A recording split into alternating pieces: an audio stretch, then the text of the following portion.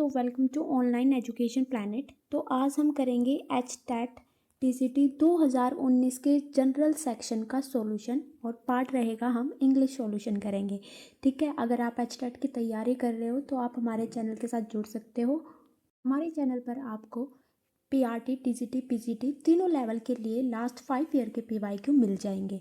तो आइए स्टार्ट करते हैं फर्स्ट क्वेश्चन के साथ। हमारा पेपर है टीसीटी 2019 का पेपर है। फर्स्ट है choose the correct सिनोनियम for the word given below. यहाँ पर हमें इसका सिनोनियम बताना है। किस चीज़ का? गैलेंट का। गैलेंट का मतलब क्या होता है? वीर, ठीक है, और बहादुर। तो हमें बताना है कि कौन सा सिनोनियम है। फर्स्ट है वेलियंट। वेलियंट का अर्थ क्या होता है? इसका मतलब भी क्या होता है? वीर और बहादुर। यानी हमारा जो आंसर हो जाएगा वो क्या हो जाएगा? Option number first. और वर्ड्स के भी मीनिंग हम देख लेते हैं। सेकंड ऑप्शन है हमारा इम्पोलाइट। इम्पोलाइट का अर्थ क्या होता है? यानी असभ्य, असभ्य, ठीक है। फिर है हमारा रूड। रूड का अर्थ क्या होता है? रूखा, ठीक है। जैसे ये बोलते हैं ना कि आज मेरे साथ आपने रूड सा बिहेवियर किया, यानी रूखा सा व्यवहार किया, ठीक है। और फियरफुल का मतलब क्या होता है? भयभीत। तो इस क्वेश्चन में हमें सिनोनियम बताना था। एक बार हम दोबारा से रिपीट कर लेते हैं। गैलेंट का अर्थ होता है वीर, बहादुर। इसका सिनोनियम होगा वेलिएंट, जिसका अर्थ भी क्या होता है? वीर और बहादुर। यानी हमारा ऑप्शन नंबर फर्स्ट जो है ठीक हो जाएगा। इम्पोलाइट का मतलब होता है असभ्य, रूड का मतलब होता है रूखा, और फियरफुल का मतलब होता है भयभीत। नेक्स्ट क्वेश्चन पे चलते हैं। नेक्स्ट है हमारा चूज़ द करेक्ट मोडाल्स। यहाँ पर हमें करेक्ट मोडाल्स का यूज़ करना है। कौन सा आएगा? Some people dash ski better than others. देखो, स्काई का मतलब क्या होता है? जो आप मतलब बर्फ़ पर चलते हैं ना, क्या बोलते हैं उसको? ये जो चीज़ें होती है इन्हें हम स्काई बोलते हैं। अभी मेरे को हिंदी वर्ड इसका याद नहीं आ रहा। यानी जो बर्फ़ पर चलने के लिए होती है वो किस चीज़ की होती है? प्लास्टिक से बनी होती है या फिर वुडन, किसी भी चीज़ की होती है, उन्हें बोलते हैं स्काई, ठीक है। क्या बोल रहा है इस क्वेश्चन के अंतर्गत? कि कुछ लोग जो है बेटर करते हैं किसी और से। तो इसके अंतर्गत क्या बताया है? तो इसके अंतर्गत क्या बताया? किसी की योग्यता बताई है। तो आइए ऑप्शन देखते हैं। सबसे पहला है मस्ट। मस्ट किसके साथ यूज़ होता है? यानी जो चीज़ ज़रूरी होती है। तो यहाँ पर ज़रूरी की तो बात ही नहीं की गई, यानी हमारा फर्स्ट ऑप्शन यहाँ पर कट हो जाएगा। नेक्स्ट है कैन। कैन बिल्कुल एबिलिटी या फिर किसी की योग्यता बताने के लिए यूज़ होता है। तो यहाँ पर हमारा ऑप्शन ये हो सकता है, ठीक है। नेक्स्ट देखते हैं शुड। शुड तो हम फ्यूचर के लिए यूज़ करते हैं, ठीक है, तो ये भी हमारा नहीं होगा। और ये है कुड। कैन का जो पास्ट होता है वो क्या होता है? कुड, ठीक है, यानी पास्ट की एबिलिटी। लेकिन हमें प्रेजेंट में बताना है, तो हमारा आंसर क्या हो जाएगा? Option number 2, some people can ski better than others. English में आपको ऑप्शन एलिमिनेट ज़रूर आना चाहिए। जैसे मस्ट का यूज़ होता है कि ज़रूरी है, यहाँ पर ज़रूरी का यूज़ नहीं होगा, ठीक है। शुड हम पास्ट के लिए यूज़ करते हैं, इसलिए जो हमारा ऑप्शन हो जाएगा ऑप्शन नंबर सेकंड हो जाएगा। नेक्स्ट क्वेश्चन पे चलते हैं। नेक्स्ट है हमारा fill in the blanks with appropriate preposition. यहाँ पर हमें बताना है कि कौन सी प्रीपोजिशन आएगी, ठीक है। देखो, आई paid the bill dash cash. यहाँ पर तो आप सब बता दोगे। देखो ऑप्शन करते हैं। एट। एट किसके साथ आता है? आप सबको पता है, टाइम के साथ आता है। जैसे एट 10 o'clock, एट 4 o'clock, तो टाइम के साथ हम एट का यूज़ करते हैं। एट का यूज़ यहाँ पर नहीं होगा, ठीक है। यहाँ पर टाइम की कोई भी बात नहीं की गई है, ठीक है। फिर हम देखते हैं फोर का यूज़। फोर का यूज़ किसके लिए किया जाता है? किसी पर्पज़ के लिए यूज़ किया जाता है, ठीक है। और फोर का अर्थ भी क्या होता है? के लिए होता है, ठीक है। तो यहाँ पर के लिए का भी नहीं आएगा। ये ऑप्शन भी हमारा गलत हो जाएगा, क्योंकि यहाँ पर कोई भी पर्पस की बात नहीं की गई है, ठीक है। फिर है हमारा विद। विद तो आप सबको पता है, विद किसके साथ है? किसी चीज़ या वस्तु के साथ जब हम जोड़ते हैं तब विद आता है। विद किसके साथ आता है? किसी वस्तु या चीज़ के साथ।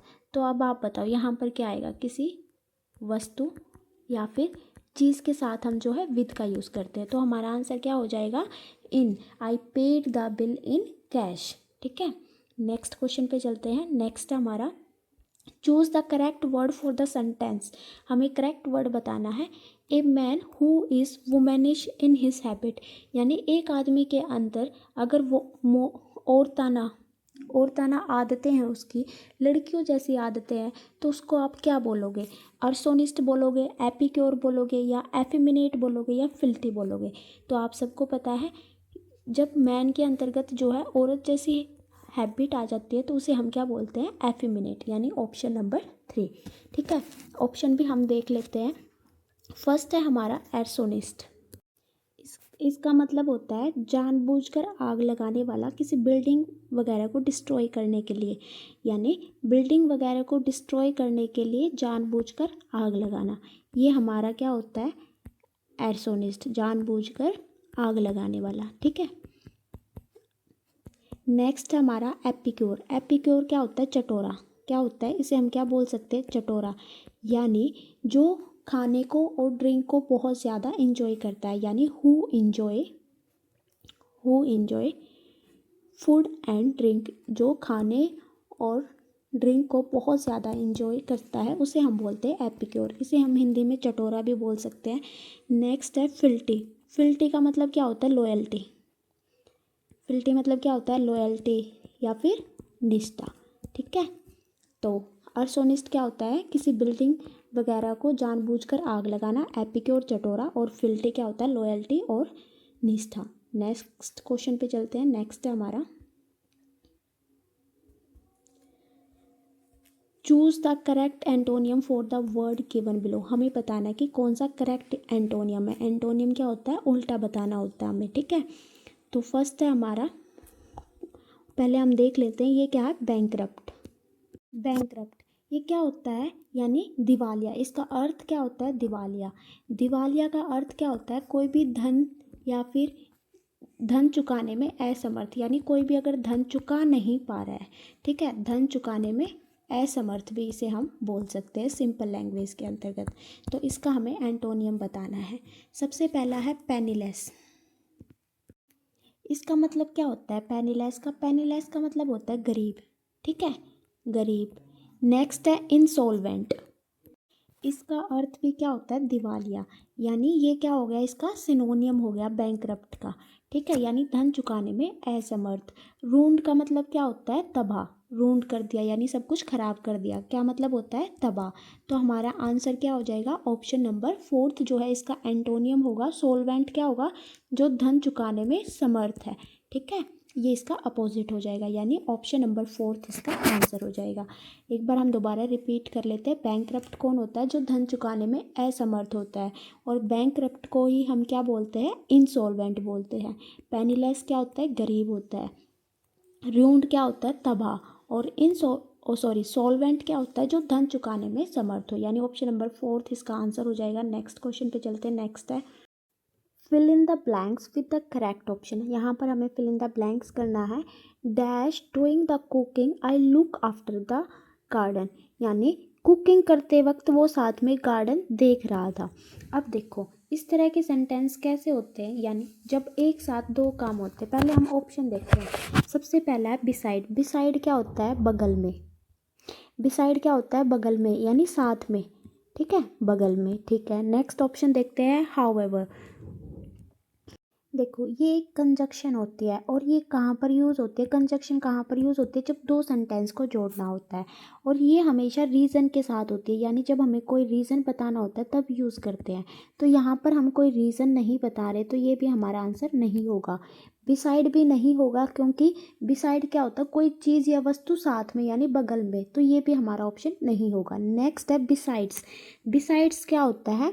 इसके अलावा, तो ये हमारा ऑप्शन हो जाएगा, यानी कुकिंग के अलावा वो गार्डन की तरफ भी देखती है, यानी हमारा आंसर हो जाएगा option number 3। Besides doing the cooking I look after the garden. ठीक है, और देयरफॉर भी आप सबको पता है इसका मतलब भी क्या होता है? इसलिए। ये भी रीज़न के लिए यूज़ होता है, तो हमारा ऑप्शन हो जाएगा ऑप्शन नंबर 3। नेक्स्ट है choose the most appropriate form of indirect speech for the given sentence. यहाँ पर हमें इनडायरेक्ट स्पीच बतानी है, कौन सा? ठीक है, तो आइए देखते हैं। सबसे पहले है द टीचर सेड टू हरी।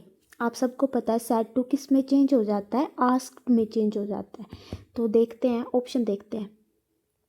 देखो दिख रहा है ना अभी? हाँ जी। देखो ऑप्शन देखते हैं, पहले हम ऑप्शन एलिमिनेट करना सीखते हैं। देखो द टीचर सेड हरी, तो ये भी गलत हो जाएगा। द टीचर सेड टू हरी, तो ये भी हमारा यहाँ पर गलत हो जाएगा, सेड टू। ठीक है, अब हम देखते हैं फर्स्ट और सेकंड ऑप्शन में कौन सा ठीक है। अब देखो why did you note do your homework yesterday, yesterday को आप सबको पता है किस में चेंज हो जाता है, इनडायरेक्ट स्पीच के अंतर्गत द प्रीवियस डे, लास्ट में दोनों में द प्रीवियस डे है। ठीक है, लेकिन एक बात मैं आपको बता देती हूँ, जब भी आपका क्वेश्चन मार्क का होता है, ठीक है, तो आप क्या करते हो, जब भी आप इसकी इनडायरेक्ट स्पीच बनाते हो ना, तो उसके बाद आप क्वेश्चन मार्क का यूज़ नहीं करते, उसके बाद आप सब्जेक्ट प्लस में वर्ब साथ में ऑब्जेक्ट, ये वाली फॉर्म यूज़ करते हो। अब देखो वाई वाई, ठीक है, यहाँ पर डिड यू, यानी यहाँ पर क्या है, क्वेश्चन इंटेरोगेटिव सेंटेंस है, लेकिन हमें इस फॉर्म में नहीं लिखना होता, तो यहाँ पर हैड ही नहीं आएगा, क्या आएगा, ही हैड आएगा। ठीक है, तो हमारा ऑप्शन नंबर 2 जो है ठीक हो जाएगा। तो इस तरह से आप जो है कर सकते हो एलिमिनेशन के साथ। ठीक है, तो हमारा आंसर हो जाएगा ऑप्शन नंबर 2। नेक्स्ट है choose the correct passive construction of the given sentence. यहाँ पर हमें पैसिव फॉर्म बतानी है। ठीक है, देखो we visited the zoo of Jaipur on last Sunday, आप सबको पता है सब्जेक्ट का ऑब्जेक्ट हो जाता है और ऑब्जेक्ट का सब्जेक्ट हो जाता है एक्टिव पैसिव वॉइस के अंतर्गत, और यहाँ पर V2 फॉर्म है। ठीक है, इसका क्या हो जाएगा, वॉज और वर, V2 का क्या हो जाएगा, वॉज और वर। तो आइए देखते हैं, फर्स्ट ऑप्शन देखते हैं, जू ऑफ जयपुर। देखो जू, लेकिन यहाँ पर द आर्टिकल यूज़ हुआ है, यहाँ पर द जू ऑफ जयपुर। ठीक है, तो यहाँ पर द का यूज़ नहीं हुआ है, तो हमारा ऑप्शन नंबर फर्स्ट तो ऐसे ही कट हो जाएगा। ठीक है, फिर हम देखते हैं second option, on last Sunday the zoo of Jaipur was visited by us. Next option देखते हैं, we were visited the zoo of Jaipur on last Sunday. देखो इसमें तो सब्जेक्ट ऑब्जेक्ट किया ही नहीं हुआ है, तो ये तो हमारा वैसे ही गलत हो जाएगा। नेक्स्ट है, यहाँ पे भी देखो जू ऑफ जयपुर लिखा है, यहाँ पर भी द आर्टिकल का यूज़ नहीं हुआ है, क्वेश्चन में हमारे में हुआ है, तो हमारा आंसर हो जाएगा option number 2, on last Sunday, sorry guys, on last Sunday the zoo of Jaipur was visited by अस। ठीक है, नेक्स्ट क्वेश्चन है, cooking is his hobby the underline word is. हमें बताना है ये जो अंडरलाइन वर्ड है ये क्या है। देखो कुक क्या है, कुक आप सबको पता है वर्ब है, जब भी वर्ब के साथ अगर ING फॉर्म लगकर वो नाउन का काम करती है, ठीक है, तो उसे हम क्या बोलते हैं, जीरंड बोलते हैं। और नाउन क्या होता है, आप सबको पता है नाउन क्या होता है, सब्जेक्ट होता है या फिर ऑब्जेक्ट होता है। ठीक है, नाउन दो ही चीज़ बन सकते हैं, या तो सब्जेक्ट बन सकता है या फिर ऑब्जेक्ट बन सकता है। अब यहाँ पर सब्जेक्ट है, ठीक है, और वर्ब में ING भी लगा है, तो हमारा क्या हो जाएगा, जीरंड हो जाएगा, यानी ऑप्शन नंबर 2 हमारा ठीक हो जाएगा। वर्ब आप सबको पता है क्या होती है, कोई भी एक्टिविटी अगर हो रही है तो वो हमारी क्या होती है, वर्ब होती है। ठीक है, अब हम देखते हैं पार्टिसिपल और इन्फिनेटिव क्या होते हैं।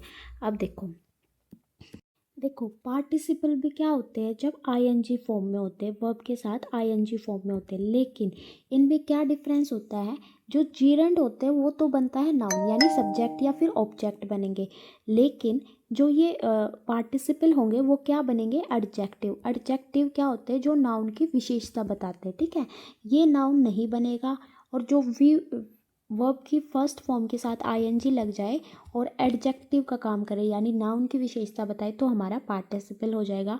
और इन्फिनेटिव हमारा क्या होता है, 2 + V1 की फॉर्म में होता है। ठीक है, तो आपको समझ आ गया होगा, तो इसका जो हमारा आंसर हो जाएगा वो क्या हो जाएगा, जीरंड हो जाएगा।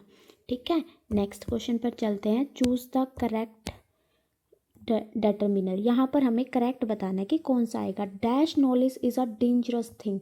अब देखो डैश नॉलेज, कितनी नॉलेज जो है डेंजरस होती है। अब देखो ये द लिटिल, ए लिटिल और लिटिल में क्या फ़र्क होता है। देखो जब खाली लिटिल आता है तो इसका मतलब तो क्या होता है, ना के बराबर। इसका मतलब क्या होता है, ना के बराबर, ये नेगेटिव सेंस के अंतर्गत होता है। ठीक है, ए लिटिल क्या होता है, थोड़ी सी, क्या होता है, इसका मतलब क्या होता है, थोड़ी सी। ठीक है, और द लिटिल क्या होता है, अपने आप में परफेक्ट होता है। ठीक है, अब देखो परफेक्ट चीज़ की तो यहाँ पर बात ही नहीं की गई, क्योंकि डेंजरस तो नहीं होगी परफेक्ट चीज़। ठीक है, लिटिल की भी बात नहीं की, मतलब ना के बराबर नॉलेज होना मतलब उसका तो कोई मतलब ही नहीं बनता। तो यहाँ पर क्या आ जाएगा हमारा आ लिटल, यानी थोड़ी नॉलेज जो है डेंजरस होती है, डेंजरस थिंग है। ठीक है, तो हमारा आंसर हो जाएगा ऑप्शन नंबर 3। ठीक है, नेक्स्ट क्वेश्चन पर चलते हैं। Choose the correct preposition. यहाँ पर भी हमें करेक्ट प्रीपोजिशन बता। ही हैड नॉट स्लेप्ट और eaten anything properly dash 2 days। देखो, आपको सबको पता है हैड के साथ थर्ड फॉर्म आई है, तो हमारा क्या यूज़ होगा, सिंस या फिर फोर का यूज़ होगा। सिंस का यूज़ कहाँ करते हैं, जहाँ पर आपको पता है कि इस टाइम से वो वहाँ पर है या ये कर रहा है। यानी जब भी आपको कोई निश्चित टाइम दिया ना कि मंडे से ट्यूसडे से, या फिर आपको कोई डेट दी है, ठीक है, या फिर मॉर्निंग इवनिंग, यानी मतलब आपको एग्जैक्ट पता है कि इस टाइम से ये काम हो रहा है, तो आप सिंस का यूज़ करोगे। फोर का यूज़ वहाँ पर करोगे जहाँ पर ड्यूरेशन ऑफ टाइम है, यानी आपको पता ही नहीं है कौन से 2 दिन, कौन से 3 दिन, कौन से 4 दिन। ठीक है, अब देखो 2 days, हमें नहीं पता 2 days कौन सी बात कर रहा है, तो हमारा यहाँ पर क्या यूज़ हो जाएगा, फोर यूज़ हो जाएगा। नेक्स्ट क्वेश्चन पर चलते हैं। नेक्स्ट हमारा fill in the blanks choosing the correct option. यहाँ पर हमें फिल इन द ब्लैंक्स करना करेक्ट ऑप्शन के साथ। देखो, the head master and the secretary, आपको पता है आर्टिकल दोनों के साथ आया है, तो हमारे इसके साथ वर्ब तो कौन सी आएगी, प्लूरल आएगी। इतना आपको देखते ही समझ आ जाना चाहिए।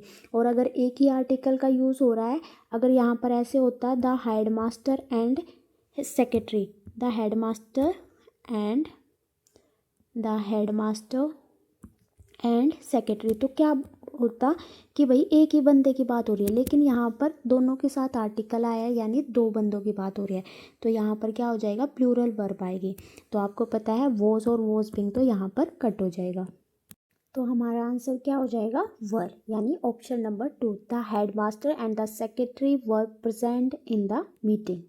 देखो, यहाँ पर वर्ब बीइंग का यूज़ क्यों नहीं हुआ, ये देख लेते हैं हम। ठीक है, क्योंकि बच्चों को कन्फ्यूज़न रह जाएगा। वर्ब बीइंग का यूज़ क्यों नहीं हुआ, एक तो ये किस चीज़ में आता है, पैसिव टेंस के अंतर्गत आते हैं, तो हमें पता है कि ये एक्टिव टेंस है, इसलिए यहाँ पर वर्ब बीइंग का यूज़ नहीं हुआ। नेक्स्ट है choose the correct form of verb. यहाँ पर हमें बताना है कौन सी करेक्ट फॉर्म का यूज़ होगा। Did you note dash about the world Atlas. देखो, आपको पता है डिड आ गया, डिड के साथ हम क्या यूज़ करते हैं, वर्ब की फर्स्ट फॉर्म। ठीक है, आपको पता होना चाहिए। तो हमारा यहाँ पर क्या हो जाएगा, डिड, क्या डिड कहाँ पर आता है, हमारा सिंपल पास्ट के अंतर्गत आता है। यहाँ पर डिड के साथ हम बेस फॉर्म ऑफ यूज़ करते हैं, यानी वर्ब की फर्स्ट फॉर्म यूज़ करते हैं। डिड यू नोट, तो हम बेस फॉर्म क्या हो जाएगी, वर्ब की first form know. Did you not know about the world atlas. Next question है choose the correct option for the underline word. यहाँ पर हमें करेक्ट ऑप्शन बताना। Our parents have raised us to be a good citizen. आप सबको पता है raised का मतलब यहाँ पर क्या गया, पाला, यानी हमारे पेरेंट्स ने हमें एक अच्छे नागरिक की तरह पाला है। अब देखो, ब्रोट अप पालना होता है, हमें बताना है कि रेज्ड की जगह हम क्या यूज़ कर सकते हैं। अब देखो, जिसका मतलब पालन पोषण होगा वही वर्ब हम यूज़ कर सकते हैं। ठीक है, अब देखो, ब्रोट डाउन होगा, ब्रोट आउट होगा, ब्रोट बाय होगा या ब्रोट अप होगा। आप सबको पता भी होगा ब्रोट अप मतलब क्या होता है, पालना, यानी हमारा जो आंसर हो जाएगा वो क्या हो जाएगा, ऑप्शन नंबर फर्स्ट। देखो, ये जो ब्रोट बाय है इसका मतलब क्या होता है, ब्रोट बाय यानी किसी स्थान पर ले जाना। क्या होता है, किसी स्थान पर ले जाना। ठीक है, तो ये नहीं होगा। ब्रोट आउट क्या होता है, कुछ एक्सपोज करना, कुछ रिवील करना। ठीक है, तो ये भी नहीं होगा। फिर है हमारा ब्रोट डाउन, और ब्रोट डाउन क्या होता है, किसी व्यक्ति को निचले स्थान पर, यानी किसी को डिग्रेड कर देना, किसी व्यक्ति को निचले स्थान पर कर देना, मतलब किसी को नीचे ले आना, ब्रोट डाउन। ठीक है, ब्रोट आउट क्या होता है, एक्सपोज करना। ब्रोट बाय क्या होता है, किसी स्थान पर ले जाना। और ब्रोट अप क्या हो जाएगा, पालना, यानी हमारा आंसर हो जाएगा ऑप्शन नंबर फर्स्ट। नेक्स्ट है choose the word which is spelled correctly. यहाँ पर हमें बताने कि कौन सा वर्ड करेक्ट है। आप सबको पता है जब भी आपको स्पेलिंग करनी है तो लिख के देखनी है कमिटेड की क्या स्पेलिंग होती है,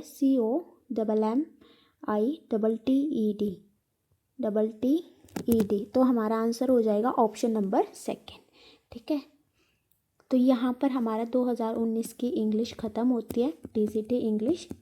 अगर आपको वीडियो पसंद आए तो please like share and comments. Thank you so much guys.